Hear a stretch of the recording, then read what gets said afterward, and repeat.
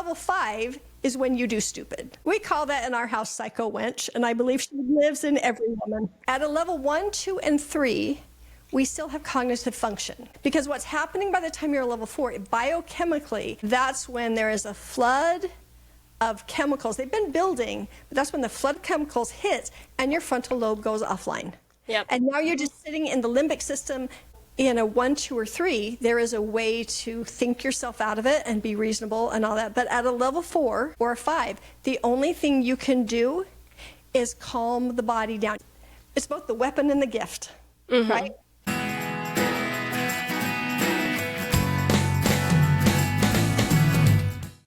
Today we have Ann Ferguson with us. Hello, Ann.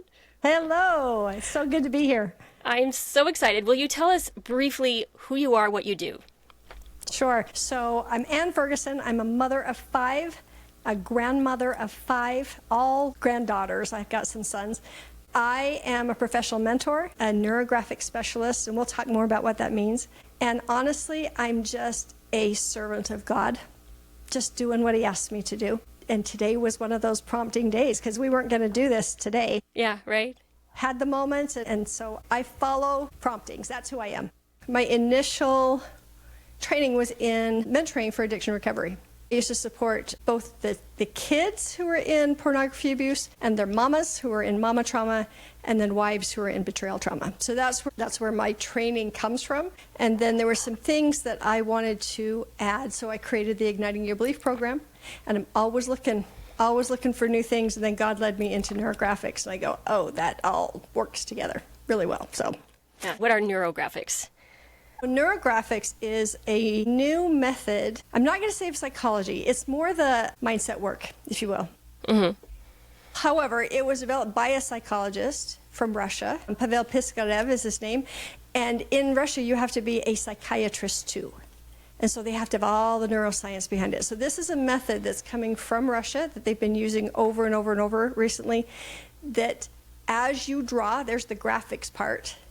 It actually changed the neural pathways in your brain. That's the neural part. Which is so cool. I did this class with you in financial release. I think I'm actually in that recording, the one that you sell. so I was in that group, but it was fascinating. And I really believe it works because, at least for me, when I put visualization into practice, I feel differences in my body, and I can actually measure it in some cases and go, oh my gosh, like what I actually imagined or saw in my mind's eye worked. And not everyone has that strength necessarily, but I think most people can draw and look at a drawing in front of them and internalize what that is doing or what could be doing for their brain. Absolutely. Well, and what we know based on neuroscience is the way that the neurons change and shift, that's called neuroplasticity, right? Mm-hmm. When they shift and change, that's because of repetition and emotion. So what the Neurographics does is, as you're drawing these neural lines over and over and over again, and you're adding color and you're letting emotion come up and process, you're doing all of that like this.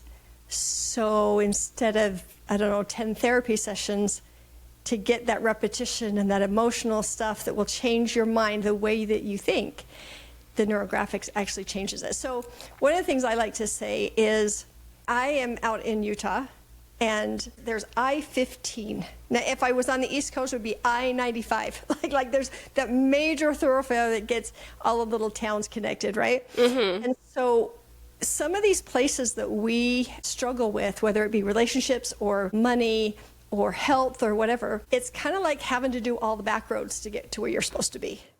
What Neurographics says is it builds the freeway. So anything you want. The only reason why you don't have it is because you don't have a neural pathway to get there. This helps with straightening all that out and getting those neural pathways created. My company's name is Belief Matters, and there's a reason for that. Because when we have thoughts, the moment we adopt one of them as true, that becomes a belief.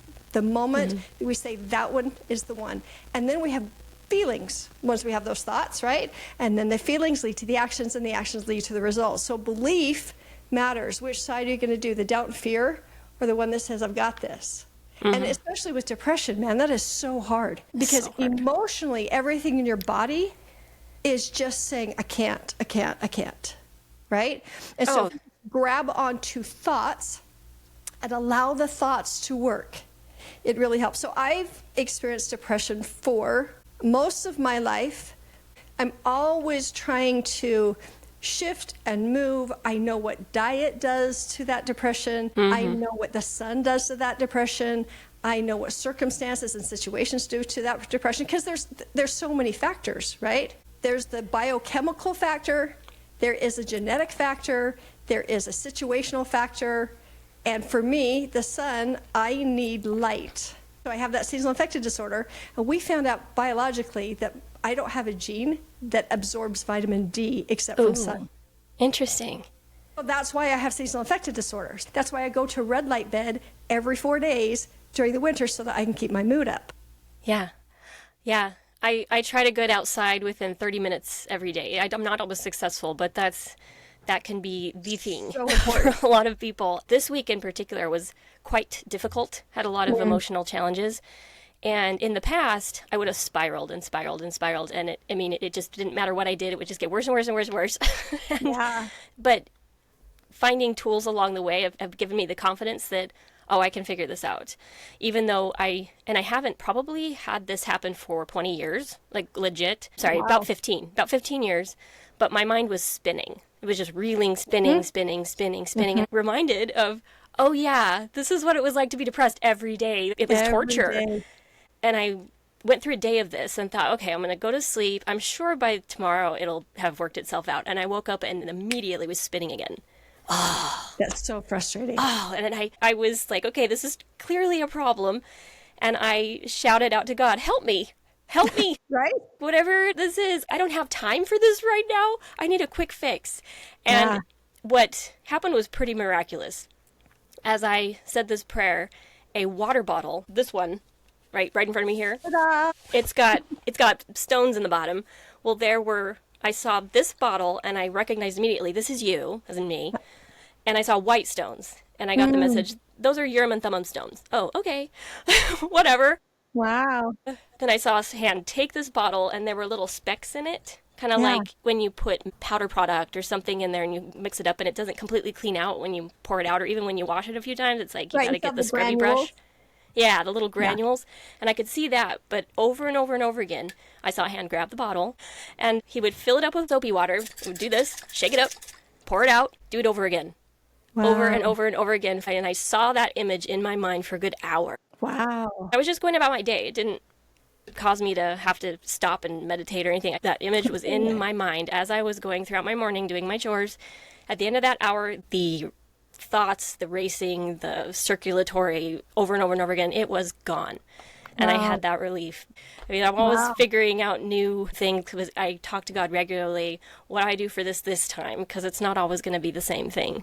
Yeah, I love that. One of the things that I have learned is that my depression will kick up first thing in the morning. And I have learned not to believe anything I feel for the first 2 hours of my day. Just reject it. I just don't believe it. Nope. I have the feelings.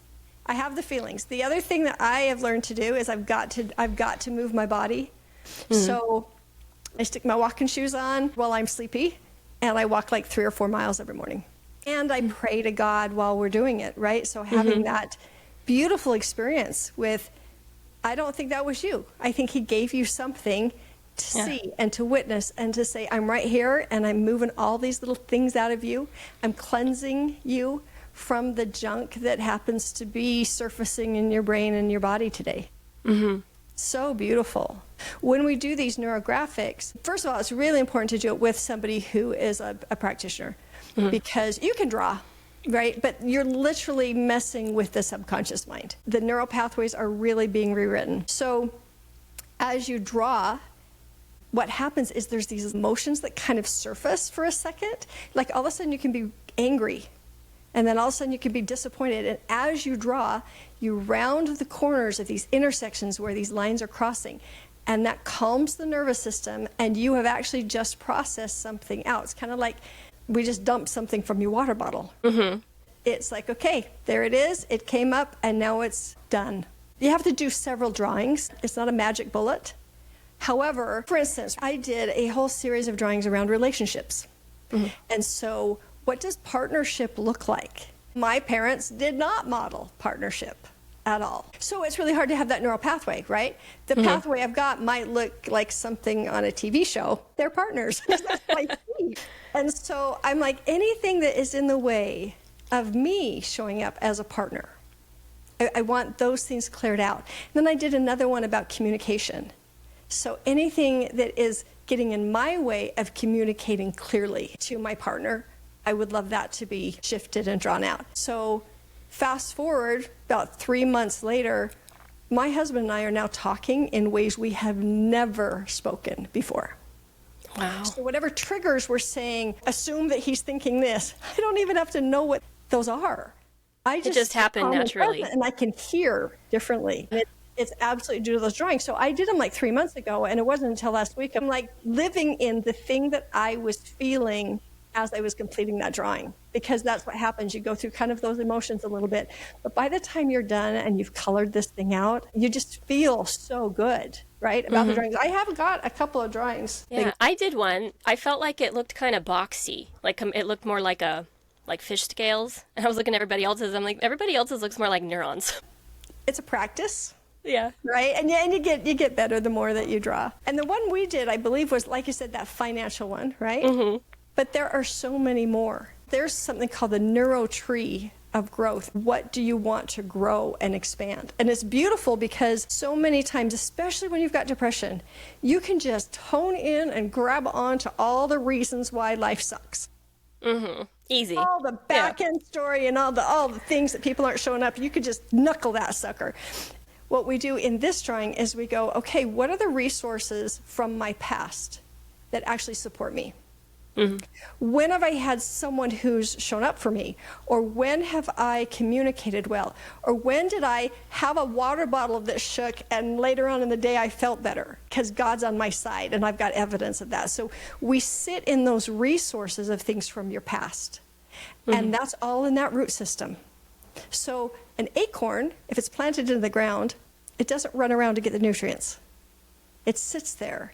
And the nutrients are drawn to it, and as it receives what it needs, it then grows, right? Mm-hmm. So as we sit and we draw in these spaces where we've actually been, as you get up into the trunk, that is the present moment. And you go, okay, so I've got all of these resources that are helping me grow, and today it looks like this. And then we branch out into the crown of the tree, and that is all the good stuff because all of the growth that happened that day, or that week, or that month, or for your finances, you can grow that. You can grow your health. There are so many different things. It's one of my favorite drawings, is the neuro tree of growth. Ooh. So cool. I want to do one. I really feel like I could definitely use some unblocking of those still. I did the first one and I never went back into the others because this podcast has consumed so much of my time. Yeah, I bet. It's like, okay, I got an idea what this is. Now I want to have her on my show. And that's kind of where that went. But I need to go back and do the 3 classes within that. And it's only $25. So anybody listening to this, if you want to break through financial blocks, absolutely 100% please take that class. Where can they find it?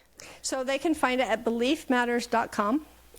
There's a tab up top that says Neurographics. And then kind of down at the bottom, it says, you want a one-on-one? Do you want date night? Date night is so fun to do. Yeah. So there's date night, and here's the financial freedom course, right? And so it teaches you how to do the lines, and then it goes through one of those release drawings. This is the beginnings of a neuro tree. Mm. I also have a course called Igniting Your Belief that is a 12-week course that's led by me or one of the mentors that I've trained. One of the things that we teach is that there is an emotional scale that most of us don't know about. And if we can identify where we are on that scale, then we can know what to do. So a level 0 means I'm awesome. I want to be awesome. I want you to be awesome because I'm totally comfortable in my own skin in awesomeness. Yeah, that's the goal, by the way. That's our goal. Yeah, 1,000% awesome. Yeah, 1,000% awesome. A level 1 is something's off. I have no idea. Nobody said anything wrong yet. Like I'm just off today. Is someone going to say something wrong? I haven't done anything wrong. I'm off, right? Yeah. And then a level 2 is actually where we have all been taught to be. Mm-hmm. We have been taught to push the feeling down because that equals you have adulting control, which isn't always true, right? Mm-hmm. So this is when you go, I'm so stressed, but I don't want to be. or I'm overwhelmed, but I can get through. This is the push through the thing and don't be aware of it. I can be there quite a bit too. Yeah. And my son, he's very empathic. He's a Cancer. I realized when I would try to calm him down, it did not work. It would make things worse. I have to be reminded of this when he's upset, because sometimes I still go into, oh, let's make it better. And I'm like, no, that doesn't work for him. What works for him is if he is upset and screaming and crying, I don't need to understand why. I just need to emote with him. If he's on the floor, oh, if I get down on the floor with him and start pounding and saying, this is so hard, oh, and I'm not yelling at him, I'm yelling with him. Sure. You're mirroring him, right? I'm mirroring him. It could have gone on for 20 minutes. And I'm like, gosh, dang, why is he so, and then I'm like, oh yeah, get down on the ground with him, throw a fit alongside of him, and in sometimes as little as 20 seconds, he's feeling that validation. I love it. She gets me. And then he's good. He's done. But we can do that for ourselves too. So continue, sorry. Yeah, and let me tell you where you are in the scale, right? So we've got 0, I'm going to be awesome. 1, I'm off. 2, I can still shove this sucker down and be an adult, right? 3 is when you recognize that you're feeling, and you can speak it. You're like, I am stressed. I am overwhelmed. I am sad. I am angry. Like, you can actually speak it, right? When you cross into a level 4, that's where your son was. The emotion has so much energy now that it kind of consumes you. So it's kind of like a teapot you've had on, and now it's whistling. Yeah, okay? It's not going to just stop. Yeah, that's where the thoughts in your head that just keep running and running and running and running, that's where that sits, is in a level 4. That's also when there can be explosions. That's when blah! So you're either discharging or you're dissociating. So this is where quiet comes. And it's not the healthy quiet. It's the I'm retreating into myself and nobody gets to touch me quiet. Or the la la la la la of the teenager. Everything's fine. Everything's fine. I'm not going to let you know that I care. And then a level 5 is when you do stupid. Level 4, you're texting. You're writing that email, right? You just got to get it out and let people know. And then level 5, when you push send, that you probably should have never written it on your text thread. You should probably should have done it in notes or something. Oh, I had a friend the other day who was at that point, and I put my head on her shoulder and I said, just stop writing. Not worth it. Just 2 sentences, it's all this needs. And she immediately deflated. I go, okay. Yeah, I get you, girl, but but I can be at the more vocal end of that spectrum. When I explode, it's not very pretty. We call that in our house psycho wench, and I believe she lives in every woman. My husband would agree with you. Yeah. I'm a very passionate person, so. Yep, and she shows up on a regular basis, and we're fooling ourselves if we think she doesn't. And we're not actually wrong. We're just in an emotional experience, right? Right. So at a level 1, 2, and 3, we still have cognitive function. Because what's happening by the time you're a level 4, biochemically, that's when there is a flood of chemicals. They've been building, but that's when the flood of chemicals hits and your frontal lobe goes offline. Yep. And now you're just sitting in the limbic system and you're just reacting to everything. So in a 1, 2, or 3, there is a way to think yourself out of it and be reasonable and all that. But at a level 4 or a 5, the only thing you can do is calm the body down. It's both the weapon and the gift, right? So in the Igniting Belief class, we talk quite a bit about what I call the big bully and Satan and his minions and all of that kind of stuff. They don't get a body. We do. Right. We get to crush their head, but we don't know how.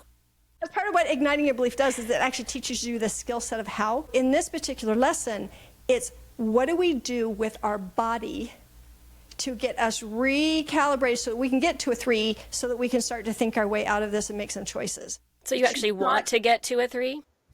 You don't want to stay at a 1 or a 2? Is that what you're saying? Here's the thing. All day long, there's an emotional scale that you're coming in and out of depending on the situation.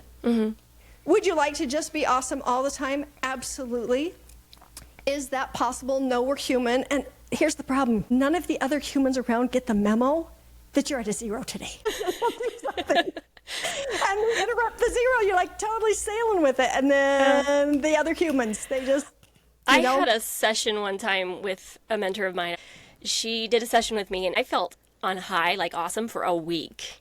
Oh, I mean, good. it was incredible. I was like, this is my new normal. And at the end of that 1 or 2 weeks, something hit me off. Someone missed the memo that I was at Awesome, and I went back to her and I said, I want to be there all the time. I want to be at that amazing feeling. And she goes, honey, if you're there all the time, your adrenals would burn out.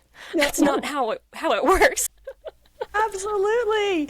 And here's the thing. When you start to practice being really aware of each one of these, like where you are in any given moment of the day on this scale, you start to give yourself permission to rock in our humanness of feeling. Mm-hmm. It's right? okay to feel. It's totally okay to feel, and it's okay to feel in intensity. What I believe is that the first emotion that you have actually isn't the choice. That's already been programmed somewhere. I believe that. Yeah. It's just been programmed. That's part of the reason why the neurographics matter, because we can deprogram, right? Mm-hmm. But the very first initial emotion that you have is not the choice. That's just there. That's just there. And once we recognize it, we honor it, we go, I'm rocking my humanness, this is what I feel, then we can make a choice. So the worst thing we can do in that situation is to shame and guilt ourselves for having that initial feeling or emotion. Absolutely. So I had a situation about 20 years ago. I still subscribe to the belief that there are certain things you're not supposed to feel. So like greed and jealousy and hatred and all of those things are just, those are the taboos you don't feel. You're not a good girl if you feel those things. I had jealousy. And I had a lot of jealousy. And I kept going, no, I need to be grateful for what I have. Like I could talk myself out of it. But that jealousy was sitting right under the surface. And I kept making me so wrong for that. Here's the truth. That jealousy was my best friend because somebody was trying to take my husband from me. There was an affair. Yeah. And that jealousy was saying, hey, babe, something's not okay right now, and you need to pay attention to me. I'm your friend. I didn't know how to honor what I experience as a human, an awareness so that I can make a choice. That's all the emotions are. I have figured out, I know this is really, really simplified, but it makes sense to me why we don't know how to feel. And it's, yes, our parents told us not to, but there's more. I read a biography of someone who had been in World War II. He was about 20 when the war broke out. I'm hearing him say, yeah, we were so excited. We were going to fight the big war, and we were going to be war heroes and protect our families and all of this. And I went, oh my gosh. They were actually totally innocent. They didn't have media. They had never seen a body blown up. Like we have a desensitization in our society now. Back then, there was no desensitization. So now they go over, and to protect their families and the very real evil that existed, they had to do things that were morally against everything that they had ever been taught. All neural pathways were just jacked up. And then, to get home, you obey your commanding officer without questions. Now neural pathways have been written. So what we know about war and those kind of things now is we had a whole generation of PTSD. Yeah. Even the women who didn't know if the knock on the door was going to be your husband's gone. Or what happens with me, my husband travels a lot. And what happens with me is by 2 to 3 weeks, I have got my masculine on and I'm doing the things that I need to do. And there's nobody around for me to melt into the softness again. Right? And so that shoves all of that down. I can't be there. I've got to be strong for the family. All of that kind of stuff kicks in. Those are my grandparents who taught my parents, suck it up, little camper, rub dirt in it. What, like a trench? Yeah, yeah. Right? Obey me without questioning me because I know better. And this other phrase, I'm preparing you for the world. Why? Because they weren't prepared for the world. That's where that came from. They weren't prepared. Like it was a shock. Like, and what? It was a shock. And they never spoke about what they experienced over there. Why? That's so common. My grandpa was the same. Yeah. We saw him in a documentary after he died and went, what? He was there? Right? They taught my parents, who taught me and prepared me for the world. Well, my world was my school family, my extended family, church family, the neighborhood. That was the world. Anything outside of that was in the encyclopedia.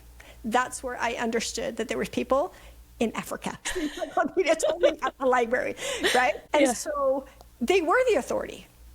Then something happened. The internet. I was a young mom. I had 3 kids, 5 and below, when we had our first little bing, bing, AOL. Right? And everything changed. On the internet, because we're behind things and people can't see us, we feel. And it was being accepted and it was being talked about. There was this expansion that happened, and I wasn't prepared for that world. Now, these kids that are 30-somethings, their parents are Gen Xers, that we knew how to just shove everything down, and we were honored and respected for having no needs and being on our own and not having any feelings and being able to keep things contained. And if you don't, go to your room, right? And if you don't stop screaming, you're not going to get dessert, right? All of those things were playing in. And so my parents never taught me emotional language. This is why it matters. When we're an infant, we cry. Caregiver comes and does one of two things: figures out the physical needs or the nervous system, calming, holding. When we're 2, we figure out that people are saying something and they're getting what they want. So we're trying and we don't have language yet. And the minute we can say, I need a drink of water, they calm down. There's not the tantrums, because mom has been there going, okay, just say, can I have a drink of water, please? Okay, good, here you go. So we gave language, but because we were never taught emotional vocabulary, we couldn't give it to our kids. And we're all messed up. There was a study done by Brene Brown where she asked 7,000 people, what emotions can you name in the moment that you're experiencing it? Which ones? Out of 7,000 people, the average was 3 emotions per person. Happy, sad, angry. We can say stressed. Now we can say anxious, overwhelmed, right? But the average was 3. Wouldn't you say those are all secondary emotions? Like there's emotions that come first and then you feel sad, happy, or angry. But those are the ones that we know. Yeah. Anything outside of us, we seem to know what everybody else is feeling, but not us. That again is because of media, because on the TV, a woman will walk into a kitchen and there's this musical soundtrack and you know she better watch out because somebody's behind that wall. Or she walks into the same kitchen and there's a musical soundtrack that you go, oh my gosh, she's got flowers. There's like, the music tells us what to feel as we're witnessing other people. So if people are saying, well, they're feeling this and they're feeling that and they're feeling this, but they can't identify in themselves, that's part of why. Because we've been trained to identify everybody else's emotion, and assumptions are all over the place, right? Oh, yeah. That gets us in trouble a lot, those assumptions. There's a little game that I play to teach emotional vocabulary, and it's so much fun. It's only 5 minutes a day, and the game is, when is the last time you felt this? We actually go into memory. We're not in the moment of it, and we're only going to touch it. We're not going to sit and delve in. So when is the last time, let's do this with you, when's the last time you felt competent? Competent? Yeah. Probably 2 days ago, I was driving my husband to Mineral Springs because he couldn't. I was like, I can do this.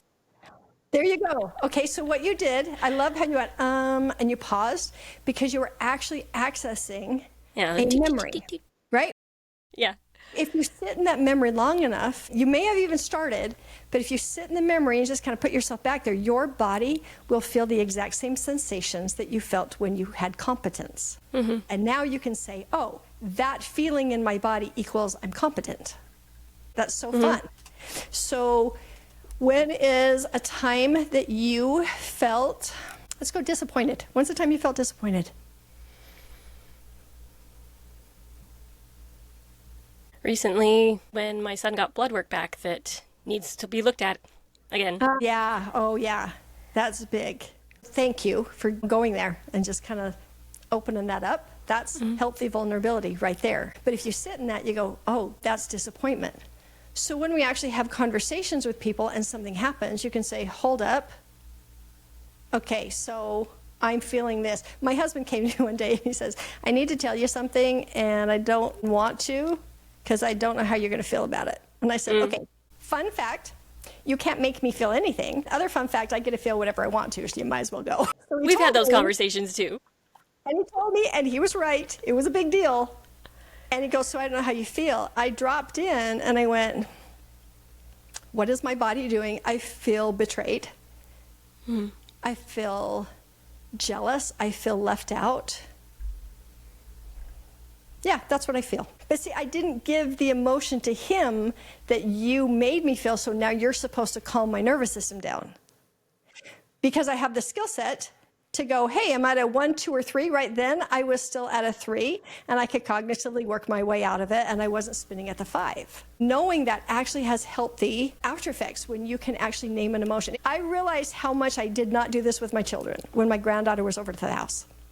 So we had done pizza bagels. We were having so much fun. There's this frozen like berry thing that she likes. So let's go get dessert. We go to the fridge, and I had forgotten to separate them out into individual things. It was still sitting in the glass dish, all frozen. We couldn't get to it, right? Oh no! We go, oh no! We can't do it right now, but we'll do it in a minute. Immediately, she's 6, reactionary.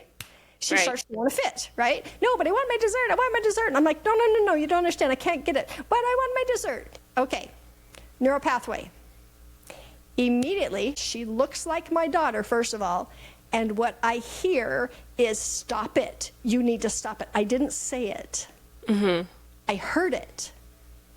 And I went, stop it, stop it. Olivia, you look really upset right now. Are you upset? And she goes, yes, you tricked me. And I go, ooh, wow. I said, I tricked you because I said, let's go get dessert. Now you can't have it. She goes, yes, and that is mean. And I said, you know what? You're not wrong, honey. That is really mean. And that's what I did. So I got a spoon, and we kind of dug into it, and she couldn't have it. And when she realized she really couldn't have it, then she got even more emotional about it. My past with her mom, I would have said, go to your room right now. In other words, you're having an emotion, go take care of it, and as soon as you are done and you don't have any expression of it, you can come down again. Instead, I'm trying to sit there, and she's really going, and I go, oh, do you know what you're feeling right now? And she goes, what? And I said, well, when you want something really bad and you cannot have it, that's called impatience. So, can you say impatient? She goes, impatient. And I go, do you like it? And she goes, no. And I go, I don't either. She goes, what? I go, oh, I hate it. When I want something really bad and I can't have it, I do not like that feeling. I said, but I have a trick. She goes, what? And I go, well, I make my brain busy for a little bit, and then bam, time's up. I can have what I want. She goes, really? I go, yeah. Do you have anything we can make your brain busy with? She goes, my iPad? I go, let's do it. Totally different scenario than her mom, because her mom would have been upstairs letting me know that she needed help and support emotionally. She would have kicked the door. She would have yelled louder. She would have been calling to me because all of this nervous system stuff was too big, and nobody was there to process with her, right? And that may have been literally, because I do have days where I don't have the mental capacity to go through that process you just described, and I'm going to hurt someone if I don't separate myself. So I will insist, you got to go in the room, or I got to go in the room, but there's got to be a wall between us for the next 10 minutes. Right. No, absolutely appropriate, because when you're at a 4, moving into a 5 is stupid. You don't want to do stupid to humans. Right. So that's what that is. It's like I'm calling the timeout, which is But the neural pathway stuff can help you get to a point where most of the time you don't get to a 4 or a 5. You can stay in that zone, and it's not hard. It's just part of what you become. What you do is you healthily dissociate. Like, that's when you become the observer and you go, what is this feeling? I'm feeling really impatient. I'll tell you what the feeling was that I was struggling with. It was shame. I was a bad grandma. I had planned it out. She was going to celebrate my name, and then it didn't work. And so now I've got failure and shame crawling up my body. Yeah. And because I knew what shame feels like, I actually caught it. And yes, those neural pathways, it got rewritten. It's something that we never learned. And I know for a fact that that is part of the thing that contributed to my depression. If nobody is there for you when you are sad or when you're struggling and you're impatient, it varies. I was a tall order. I was pretty much a mess most of the time as a child. I was just hard. Yeah. And even if my mom had had all of the tools, I think it would have been pretty hard for her to be there in that way every waking moment that I was awake. And I'm sure there's things that could have been done to me as a child differently that would have gotten me out of that space so that I wasn't doing that every day. But she didn't know what those were. And she was just doing the best she could. So she did a lot of I don't know what to do with you. Go to your room. Stop it. So You're you're too wrong. much. That's the neural pathway that got written. I'm Yeah. too much. I'm too intense. Yeah. Which is a part of my personality that's actually pretty awesome when it's channeled the right way. Right, right. You're not wrong or bad. They didn't know what to do with us. And it's because nobody did anything for them, right? I have a whole family of people who are depressed. It's a real thing when you are not heard, seen, or understood. Those are the things that say, I don't matter in this world. So one of the things about that little feelings jar exercise is that when you do this with your kids, and you take out a feeling and you said, when's the last time you felt rejected? And you're there to actually listen to the experience that they didn't tell you. There's only one response. You don't fix it. All you do is say, thank you so much for letting me in. I don't know what to say about this right now, but I'm just really glad you let me in. The reason why kids don't talk to parents is because I'm going to make them mad, I'm going to disappoint them, I'm going to make them sad, and I I'm a don't fixer. want to do that, right? Yeah. And so I'm not going to say anything because I don't want to make them feel this thing. If there's enough practice with this, then the kid knows, oh, my mom knows how to listen to me when I feel rejected. So when there's a great big thing that they need to talk to you with, you've already established that you're there. You know how to do this. You know how to handle it so that they can express, so that then you guys can make decisions about things or help them out of it. You're seen, heard, and understood. And so because of that, they go to you instead of other people, number one. And the other thing is they matter on this earth. So this was such a big tool that I had a mentee who was in the Nevada National Guard, and she took it to her commanding officer, and it was ordered that everybody on base had to do the feelings jar. My friend, she thought it was going to be a 5-minute thing, but then the guys actually started talking and wanted to tell her about things, and it was like, oh my gosh.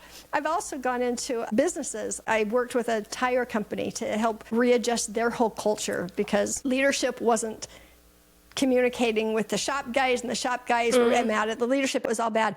Anyway, I believe that over there they still have a word of the day, and it completely changed the way that they showed up for each other.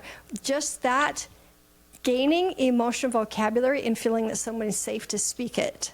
It makes you believe that you matter and that other people are safe. Yeah, without that judgment. All of this to say a couple of things. Number one, the Neurographics, what it does is it can uncover the layer that is just absolutely stuck in concrete. Like, what is it that's not even letting you hear this or try or trust or anything? What is You that? don't even know why. And you don't even know why, right? But if you have a belief that you are too much and you're too intense and I can't deal with you, then that's going to run through most of what you do.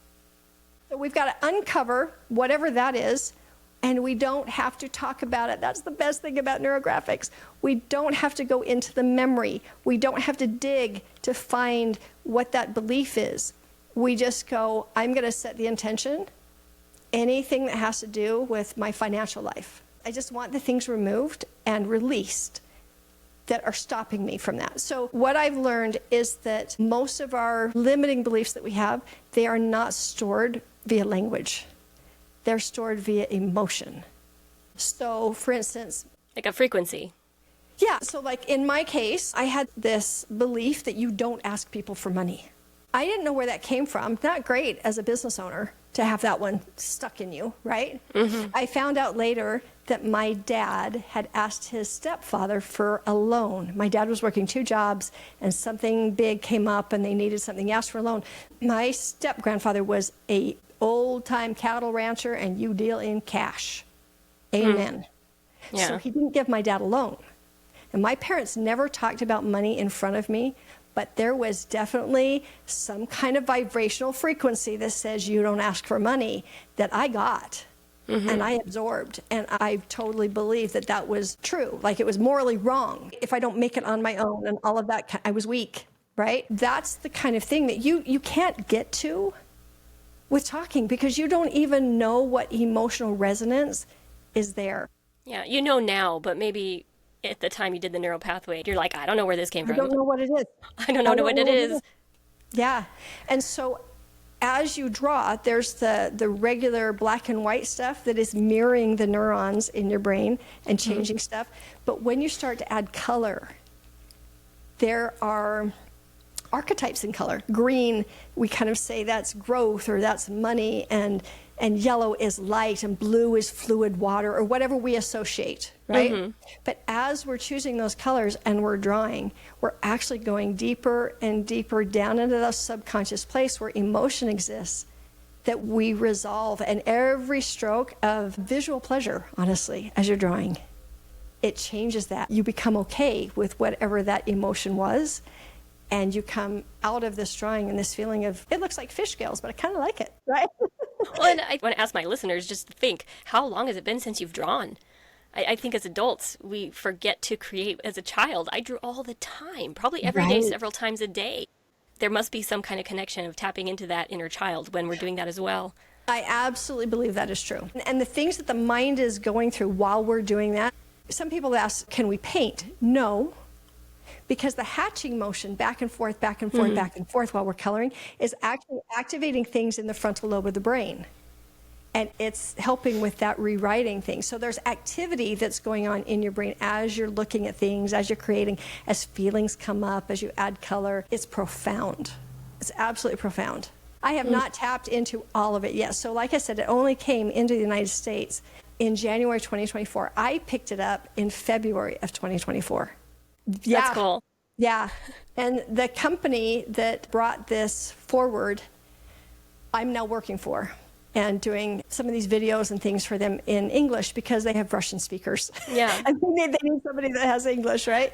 And so I've done some really intense certification and study, and I've barely tapped the surface of what this can do. So we take the lid off, but there are patterns of behavior that may still cause us issue. And because we don't know how to do these things, like how do you forgive? We're supposed to forgive. Nobody teaches you how. We're supposed to use the atonement. Nobody actually teaches you how to do that. That was a hard one for me. And I get it enough to actually access it. Whereas for a long time, my dad was a seminary teacher, and he would throw out the words, just use the atonement, Jennifer. And he's so sweet. That's all. It'll be so easy. And I'm like, I love you, but I don't get it. This makes no sense. Right. Well, and part of that is because the neural pathway, it's an interesting pathway, is that however you related to your dad, we project onto God because he calls himself Father. My dad was a good dad. I have no complaints, but he couldn't solve my problems. He couldn't heal my depression. Maybe that was the thing.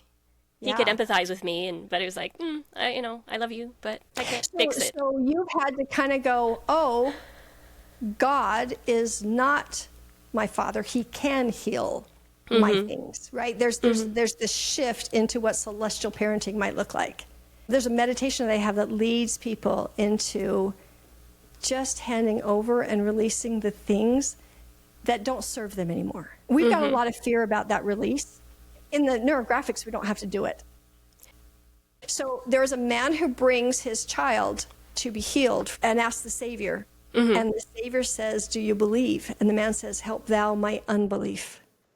And it wasn't that he didn't have faith because he brought him to the Savior. It's, will he for me? And then if he does, I'm going to have a complete identity crisis. Yeah. I was afraid of what I would be.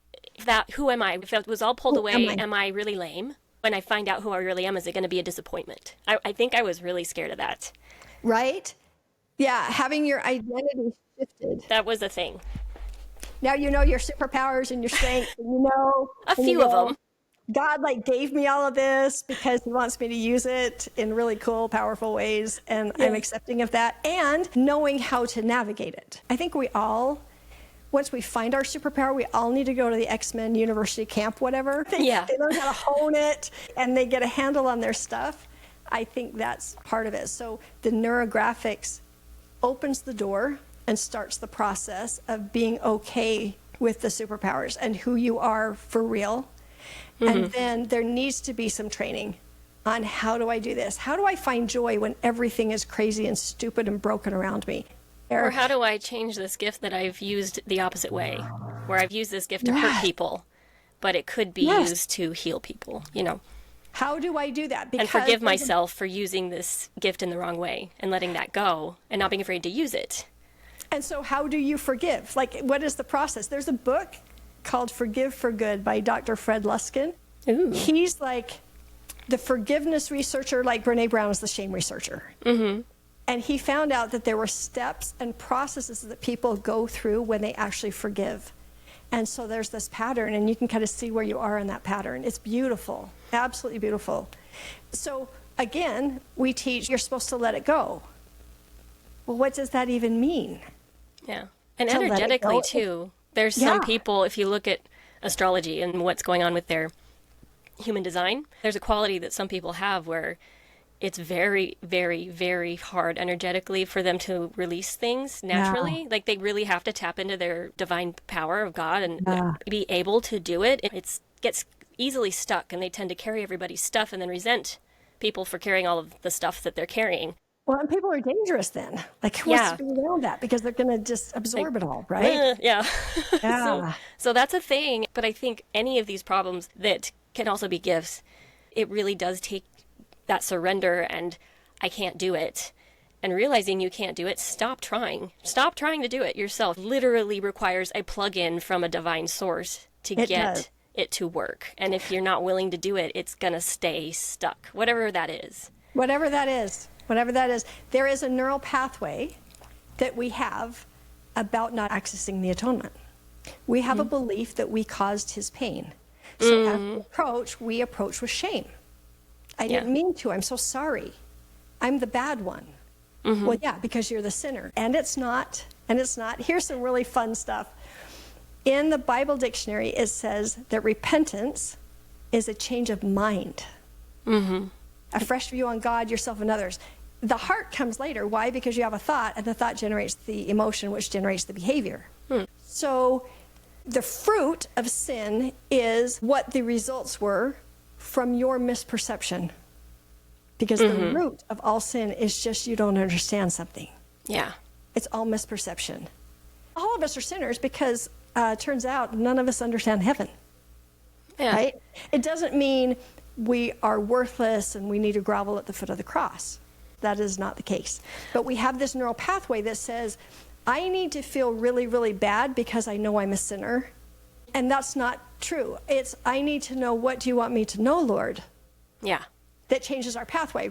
And that the Lord does not get angry at us, I don't think, so much as he gets angry at the sin.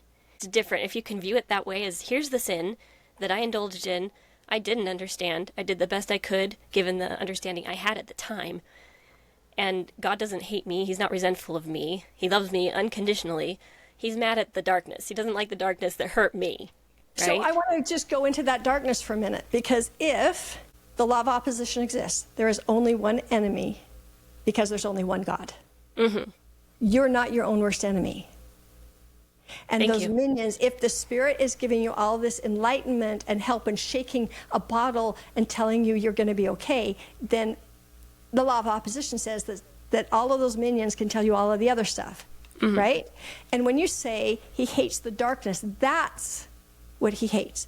The ones who are messing with us, who are jacking up our perceptions of who we are and leading us into stuff that is just going to sink our souls. That's the darkness. The thing he hates is that, not the human. The behavior, it's like, oh, shoot, this is really rough. Yeah, compassion. Like, I'm so sorry you're hurting yourself. This so hurts me sorry. too, but we do. We hurt for our kids when we see them making poor choices. Like, please don't. Right? But we don't hate the kid. No. So here's a different thought on this. I was reading scripture and I saw this place where Jesus was weeping and it was joyful. And I'm like, why? Tell me more. That's one of my favorite things, is like, tell me more when I can capture an idea.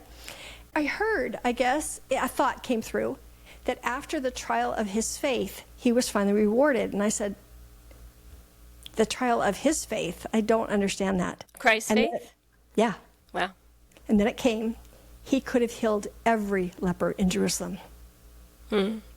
He could have called down angels and let people hear him talk to his Father. He could have done all of that for everyone, and he had to restrain his power to honor freedom of choice. If somebody chose to believe him or explore, their faith made them whole. But everybody else, no. So now he comes to the Americas, and now every single person comes to him. Every single one came to him, and that was the reward. He finally, in physical form, got to be their Christ. Can you imagine? He could heal all of them. All of them. And it blessed him so much that he just wept, because he finally didn't have to restrain that power. And so the neural pathway that I had to change about Christ and me and sin and repentance is, it gives him joy to be my Christ. Right? To just know that he's just going, that's why I came. Not, that's why I came, should have done this in years, I did it for you, what's your problem?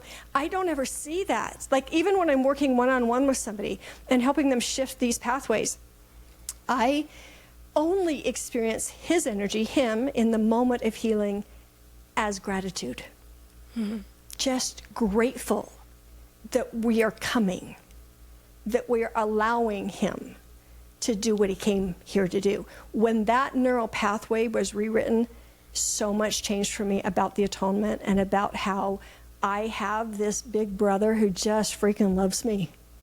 He just wants you to take the gift.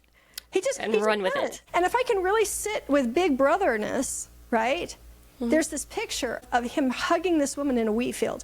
And that hug is like, hey, sis. I love it because I want the hey, sis moment with my Savior. Like, I see you. You did a good job. Or, hey, sis, that was really rough. Let's go walk. Let's go talk, hun.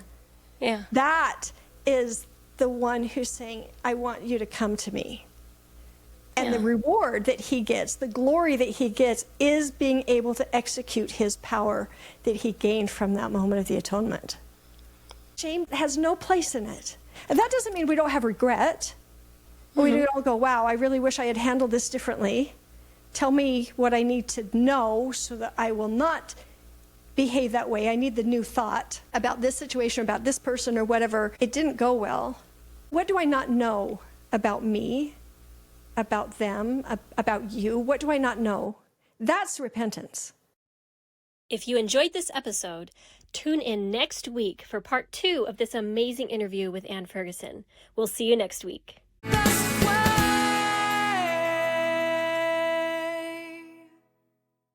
If you are new to this podcast, please go watch all of the hashtag introduction videos first, and then consider downloading the Overcome Depression workbook. Links in the description. The content in this podcast is based on my own personal beliefs, is for informational purposes only, and is not intended to substitute for medical advice, diagnoses, or treatment. Please refer to the full legal disclaimer in the description.